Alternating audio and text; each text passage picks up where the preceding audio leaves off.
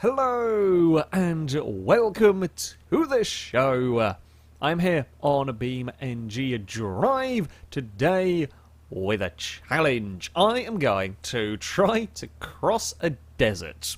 We are starting in roughly one side of the map. Our task is to get from here to all the way over there. You can see the kind of buildings, the airfield in the distance, kind of an abandoned airfield. It's not going to be an easy journey. It's not a nice flat desert, this one. There are sand dunes. I mean, this is with me having the camera quite high up. If we go in, you can see the nasty terrain that our cars are going to have to try and deal with. And when we get out of the worst of the dunes, we then end up in this area. They're smaller, but there's plenty of bumps. There is a lot of bumps. There's a lot of crashing around going to be done, and that is where we've got to try and make it to. I don't know how long the cars are going to survive. This is, distance-wise, about 5.5, 6-ish miles across the desert. Not the most absurdly long distance, but it is going to feel like a very long distance, especially for a car like the Lagron here. Now, we know the Lagron is tough. We've seen the Lagron be pretty damn tough in the past. But this is a whole nother sort of challenge. Now, I'm going to reset the distance, the distance counter. That is going to be our measure. Because, of course, this is sort of freeform. I can go where I want, really, around the desert. We're going to try and not get turned around too much. Yeah, distance will be the best way of measuring how the cars fare against one another. We're going to have a little bit of a wheel spin going on. Now, I should say this terrain is kind of like sand over a rock base. It's a little bit of a strange thing, which means you will get some wheel spin from the cars more than actual like bogging down. It's a little bit peculiar, but it's fine. It works. It does what we need it to, basically. Little concerns have already kind of surfaced here with the Lagron. Oh, and it's struggling with some of the climbs. This is a V6 version of the car. I mean, it's not a race car. This is a more kind of normal road-going version of the Lagron 3.3-litre naturally aspirated V6 here. So, yes, fairly straightforward car, fairly everyday car, if you like. And I thought that'd be a good place to start with crossing of the desert. Now, I've got to be a little bit careful with this sort of section where it feels like you might be able to get some speed up. You are going to potentially get yourself in a little bit of trouble. A lot of these sand dunes, of course, you're flying over them or you're climbing over them. You've not got any real vision on the other side, so damaging the car's oh, really? That's done the radiator? Really? Okay, apparently the radiator's leaking already. That wasn't even a particularly big hit. I thought the radiator was stronger in this car. Apparently not. Well, like I say, that kind of changes things. When the radiator goes, now the cars are not going to start preheated. So they do have a little bit longer to live. And sometimes the radiator damage can only be minor. You can only be losing a little bit of coolant rather than it all falling out in one go. However, with the radiator gone, it does put a bit of a hurry up on proceedings, shall we say. Now, of course, I don't want to go so far. I don't want to, rev the engine too hard, but we do need to still be able to climb over these dunes. Sort of keeping up momentum is going to be very important now. Essentially, if I can not have to work the engine too hard, keep up the momentum so we can keep up the speed, we can go as far as we can before the engine inevitably overheats. We're going to bounce around a little bit there. Now, suspension collapsing is likely to be a thing that we will see here. Oh, Christ, the clutch is having some issues. I don't want a clutch failure. Yeah, suspension collapse we are likely to see. This sort of terrain that we are dealing with, unlike previous Destruction series that I have done, where you have kind of a couple of big jumps that tend to knacker the car and smaller jumps and smaller things around the place, this is more just a constant battering. This is a constant battering of the car, the suspension, the subframes, and all sorts of bits and pieces, rather than sort of an outright big hit here and there. There are still going to be potentially some bigger hits around the place, but yeah, it is a constant battering of the suspension that the cars are going to have to put up with. Now, the back of the Lagron here is actually doing pretty well. I was slightly concerned about the rear suspension on this letting go.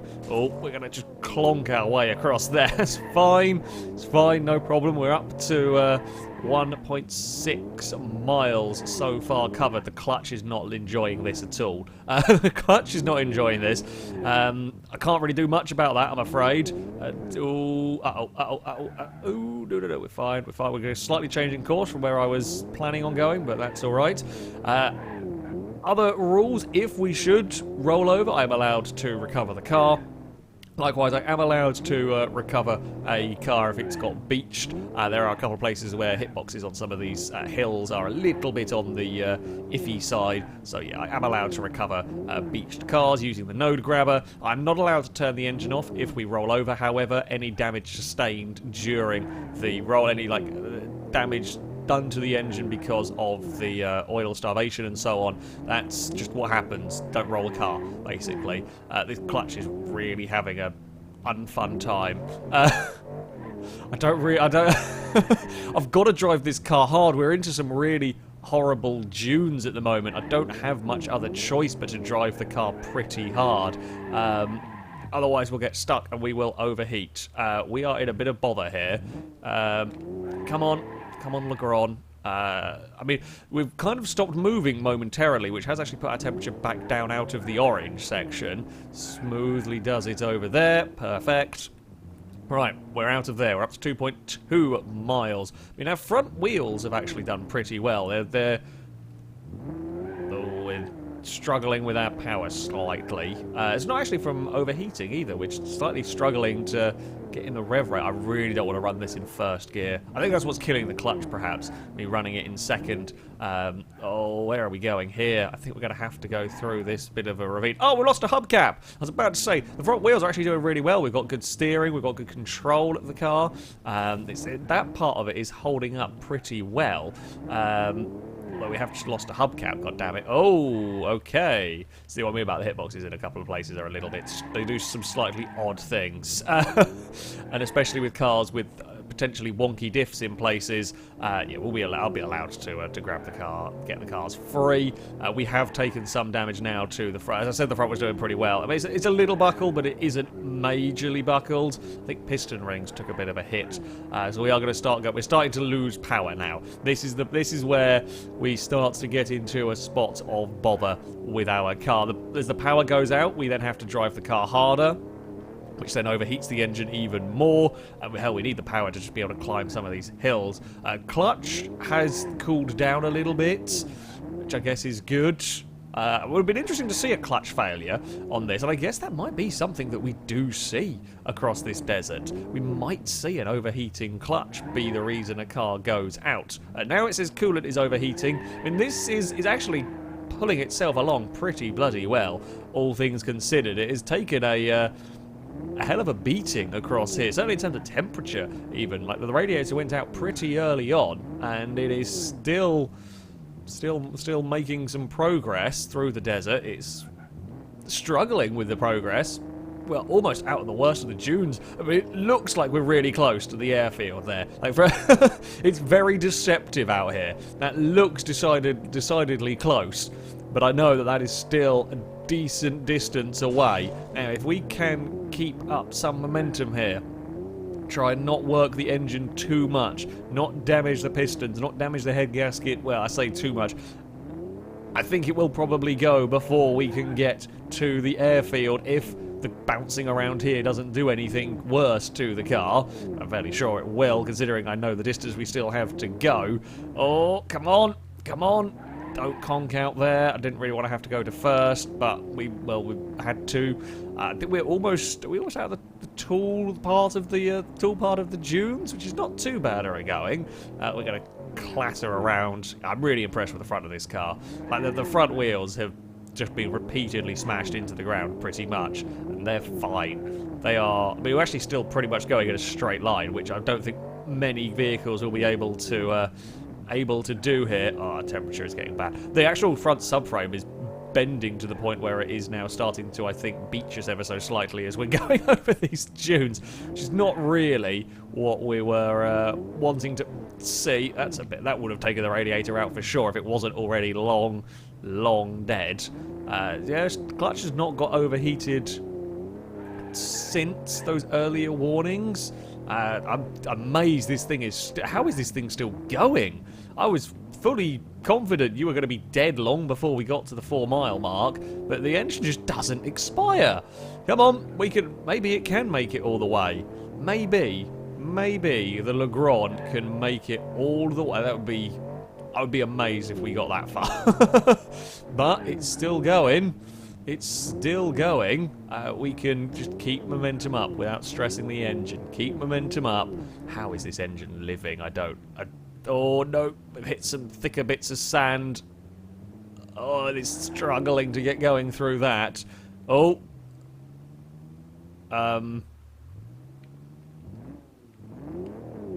We've just come to a stop. I think actually our buckled chassis might have caught us in some issues across there. I think our buckled chassis might have beached the car in some ways. It's still go. Yeah, I think perhaps we're getting the underside of the car is now getting caught, which means we're having to now like change down gears and we're losing performance. I've got to run the car in first now. I think I saw the rod bearings have gone, so that's not too good for the Lagron. It's struggling. I think that might be the engine done. Oh. You know, the fact that car lasted as long as it did, I mean, that was...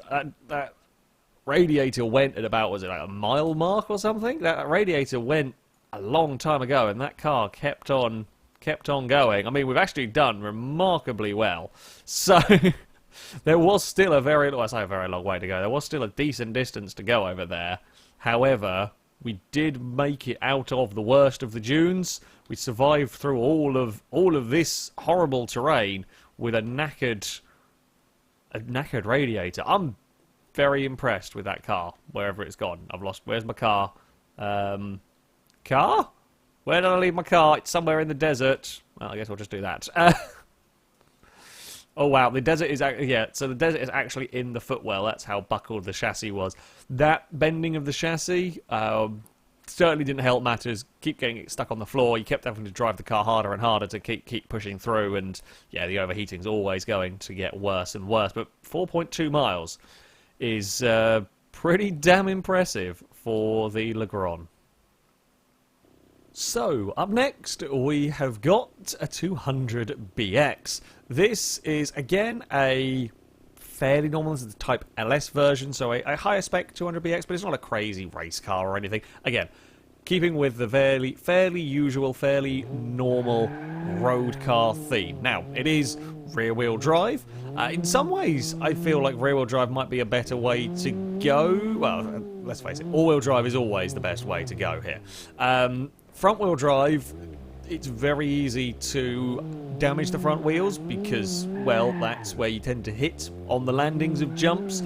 So front wheels doing driving and steering and likely to get hit could well be a problem. Rear-wheel drive, admittedly, if any wheels get hit, you're going to have a problem. Rear wheels get hit, you lose drive. Front wheels get hit, you lose steering. But you can potentially get away with losing one of the front wheels and it'd still be okay with a rear-wheel drive car, whereas with a front-wheel drive car it's not going to happen. I mean, you can lose wheels from the rear of a front-wheel drive car, but that's actually quite rare to have happen. So yeah, I mean, rear-wheel drive is fractionally better than front-wheel drive. All-wheel drive is going to, as you would expect, be the strongest option. I think our rear suspensions had enough immediately. I can't say I blame it particularly. The 200BX was not initially intended for this sort of shenanigans. I didn't really want to go, I don't know what's over that way. Don't really want to head that way too far. Oh, that's a little bit faster than I would probably want to be going. We're going to go for a spin. It's only a minor spin. We can get away with spins. I haven't taken the radiator out, so that's okay. The wheels are still all pointing in the right direction. Mostly, I think one of the front left might not quite be perfect anymore. Again, we're crashing across sand dunes here. It's not likely to be in perfect condition for too long. If I remember rightly, the wheels on this car are incredibly strong. Like the wheels on this will hold on for ages. They'll bend in all sorts of peculiar ways, but they will not give up. Oh, of course, it was the little bump where we didn't really even land on the front of the car that got the radiator to leak. I'm not sure about that. I call shenanigans. Again, it's just about the mile mark where we are going to see the radiator gone fairly similar to the Lagron. Yeah, the heavy hit that I managed to do across there has slightly plinked the front right wheel out of alignment. But the radiator was fine with that one. It was the small hit. That's the one that got it. It's just hitting it at the right point. Again, now these cars, one hit in the wrong place, and that will just take the entire engine out. You've got to hope that you don't get hit in the right/wrong place, depending on what way you want to look at it. You don't want to get hit in the vulnerable engine points. Okay, we're not rolled. We've dug into the ground a little bit. Oh, is that some suspension issue? Well, I mean, bigger suspension issues than we already had, possibly at the back of our car. Oh, we're going to lose the wing. We're going to shake the wing off if we're not careful. That rear suspension is not happy, but that's kind of the least of our concerns. As long as the wheels are still attached, I can deal with them pinging about a little bit awkwardly. We'll just bottom out and hit the back of the car on the floor. Not too many bad things can go on from that. I don't think. I mean, fuel tank, maybe drive shaft, maybe bad things can go on with that. If it comes to those sorts of, whoa, that's a big drop. That's a big drop. That's another big drop here. We're going a completely different way to the way that Lagron ended up. I think we might struggle though climbing this hill. Come on, 200BX. You can make it. You can make it. I'm trying to be as delicate as I can with the car. There we go. Well done. Unfortunately, that has cost us some heat. I mean, we're looking at the temperature gauge already. You know, we've got a long way to go if we were to get to even close to where the Lagron was, and that temperature gauge is high. Admittedly, the Lagron's got quite high and it survived for a while at very high. I'm not sure if this engine will survive as long at high temperatures, but there we go. Front wheels, how are we faring still? Oh, that's a little bit wonky. I've just got to keep my foot down through this bit. Got to keep that momentum up because I don't want to get stuck somewhere. No, crap. That I did not know was there. Okay, that's done a big old hit to the front of the car. Can I get you back over, please? Oh, it has actually punctured the tyre. Okay, now we're a little bit stuck in the... that was from the recovery, so again, I am allowed to pull the car free if we do that sort of beaching and so on. Okay, we've lost a tyre in all of that. Don't know how much that is going. I mean, it's going to affect us a little bit. It's not the worst thing to have been broken. The fact that it's a tyre rather than the wheel being pinged off, at least it means we're still going to have drive. You know, if drive axle had gone, that would potentially be game over. I don't know what the diff is like in this. If the diffs are quite open, you lose a wheel, and that is game over for you entirely. Can we climb up this hill? I thought I heard a burning sound.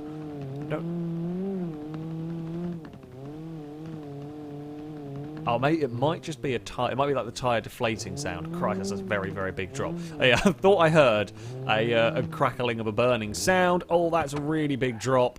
That's not a good place to have gone over. And we're going to come back down to a bit of a crash landing. Oh, the rear of the car is very poorly now. The rear of that car is very unhappy. Come on, vehicle.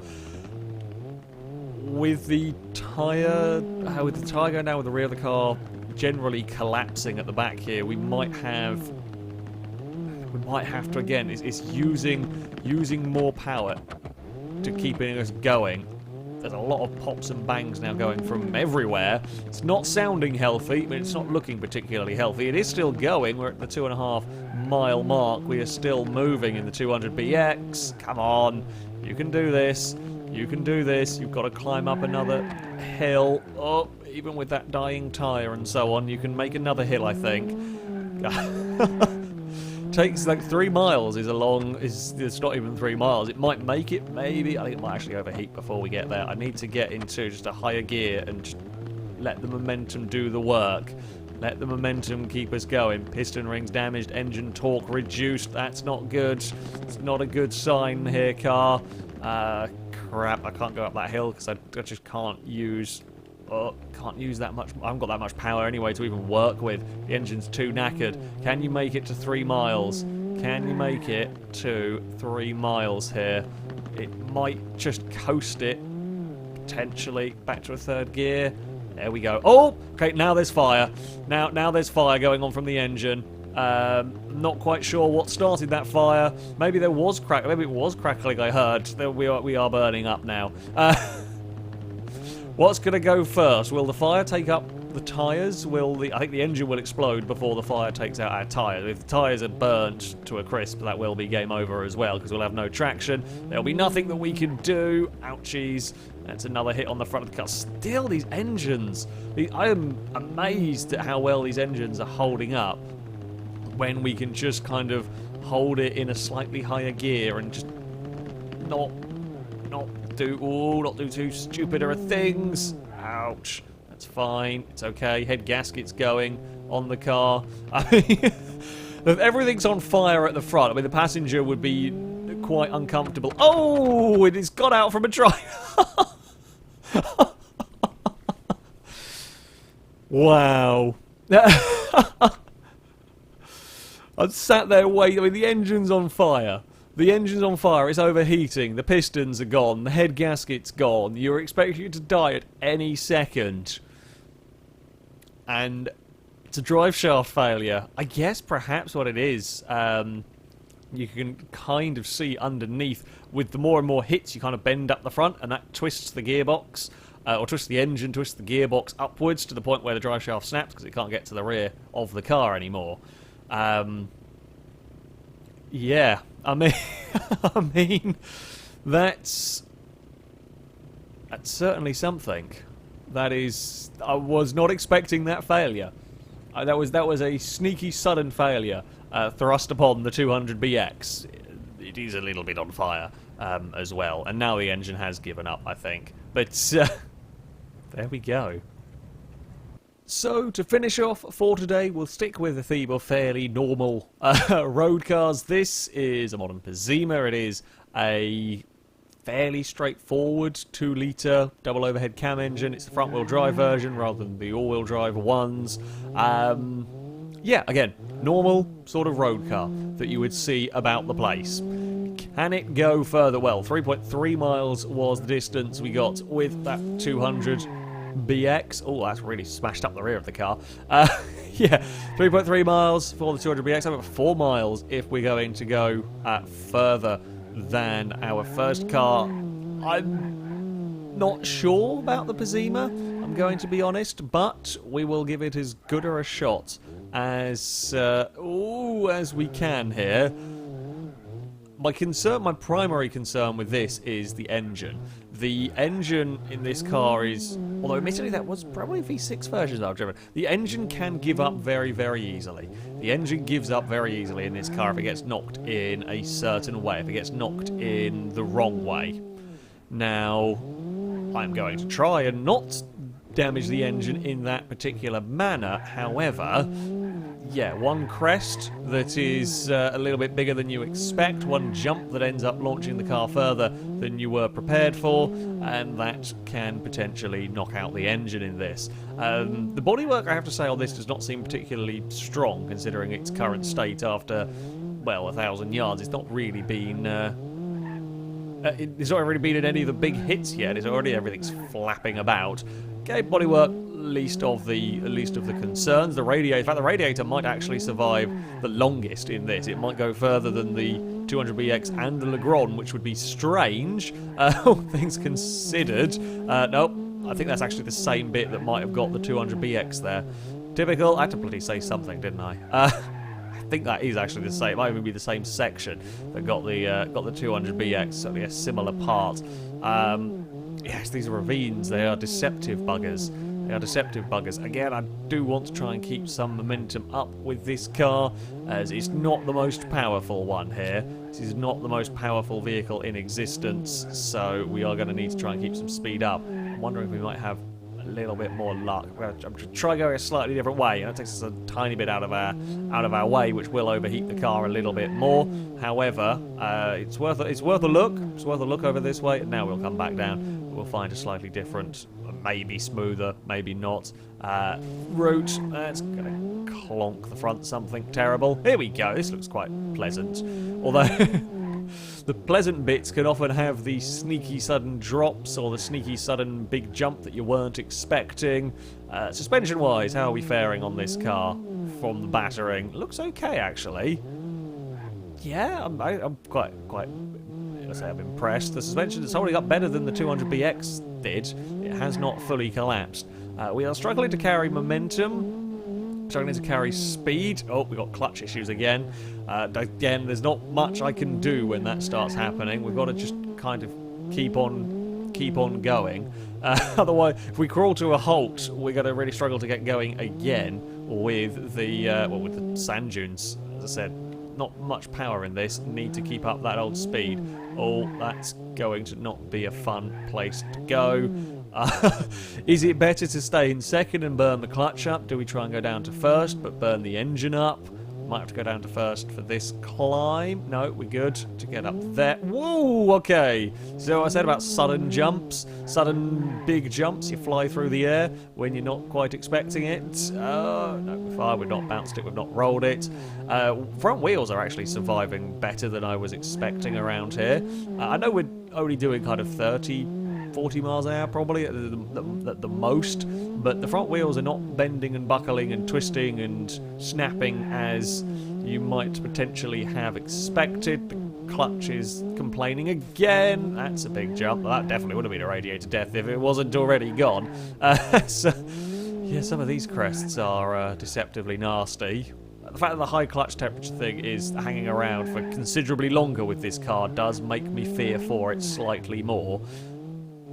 We've got to keep going forward. If we start dawdling, we'll overheat the engine, not making progress.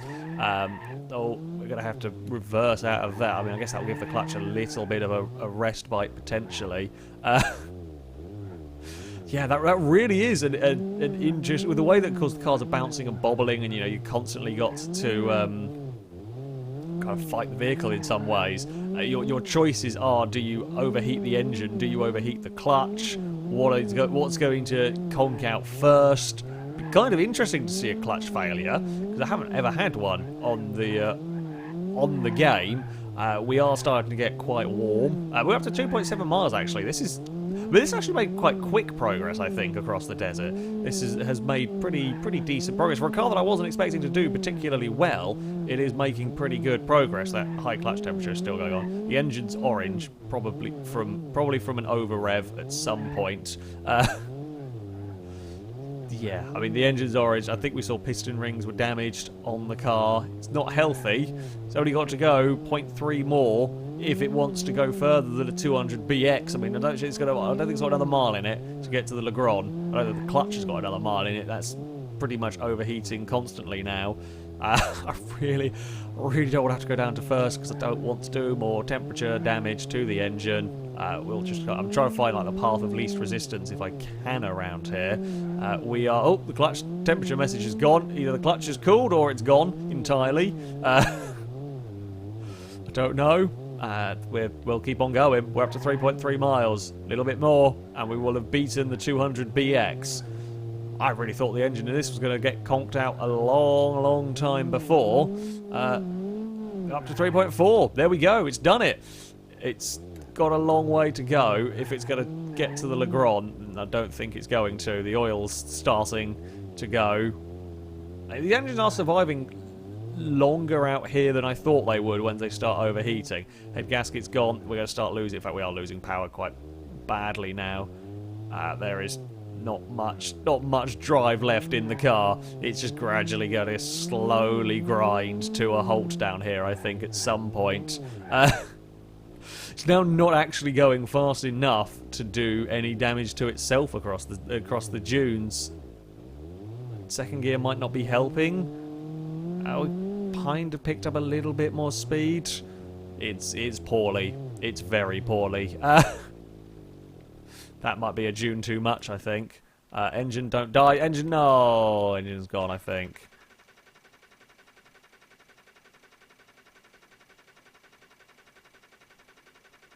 There's a very funny noise coming from it. Oh, and it's locked up now. Engine broken. Oh, it was a hill too much. Maybe I might have been better off kind of skirting down. If I skirted down there, we'd get it stuck on a hill. We would have got it stuck on a hill. I'm very, very surprised by the Pizima, the engine surviving this long. It might be that this is the i4 engine as opposed to the V6. I don't know if we can pluck the bonnet up. No, the bonnet's actually fairly well stuck down, which I'm surprised by. Normally the bonnets are the first things to ping off of these. Yeah, this is the i4 engine in this as opposed to the V6. Perhaps it is the V6 that is the one notorious for trouble. I mean, distance-wise, yeah, we didn't quite make it out of the dunes down here. 3.7 miles, though, is not too shabby whatsoever. Still making a terrible... It sounds like it's trying to turn on, but it's not going to fire. There we go. There we go. The Lagron is going to be our victor and our leader for this. All cars actually performed pretty well, though. All cars performed, yeah, pretty damn well. We even had our first fire during this, which is always good. Well, I mean, not for the 200BX, but good for the spectacle. That, though, is going to be it for this video. I shall, of course, link all the ones used in the description so you can download them, have a go with them yourself. But thank you very much for watching, and until next time, goodbye.